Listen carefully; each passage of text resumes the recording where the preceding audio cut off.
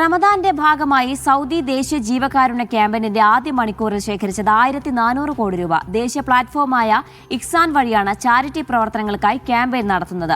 Saudi ഭരണാധികാരികളും ക്യാമ്പയിന്റെ ഭാഗമായി സംഭാവനകൾ നൽകിയിട്ടുണ്ട്. സൗദിയുടെ ഏകീകൃത ചാരിറ്റി ഓർഗനൈസേഷനു കീഴിലാണ് ചാരിറ്റി പ്രവർത്തനങ്ങൾക്കായി ക്യാമ്പയിൻ സംഘടിപ്പിക്കുന്നത്. ദേശീയ തലത്തിൽ രൂപീകരിച്ച ഇഹ്സാൻ പ്ലാറ്റ്ഫോമിലേക്കാണ് സംഭാവനകൾ സ്വീകരിക്കുക. ആദ്യ ദിനം തന്നെ ഒഴുകിയെത്തിയത് റെക്കോർഡ് തുക. ഇന്നലെ വൈകുന്നേരം ആരംഭിച്ച പദ്ധതിയുടെ ആദ്യ മണിക്കൂറുകളിൽ തന്നെ 1400 കോടിയിലധികം രൂപ സമാഹരിച്ചു. സൗദി ഭരണാധികാരികളും ക്യാമ്പയിനിൻ്റെ ഭാഗമായി സംഭാവന നൽകി. ഇതിനു പിന്നാലെ Saudi Aramco, Roshn group, Al Fauzan community service program, SABIC Sulaiman Al Rajhi foundation തുടങ്ങി പ്രമുഖ കമ്പനികളും സ്ഥാപനങ്ങളും വലിയ തുകകൾ കൈമാറി.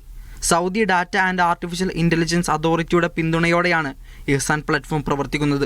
അത്യാധുനിക ഡിജിറ്റൽ സംവിധാനത്തിലൂടെ സംഭാവനകൾ സുരക്ഷിതമായി സ്വീകരിക്കുകയും അർഹരായവരിലേക്ക് കൃത്യമായി എത്തിക്കുകയും ചെയ്യുന്നതാണ് പദ്ധതി.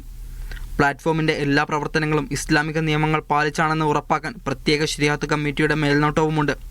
Sabith Saleem, media 1, Jeddah.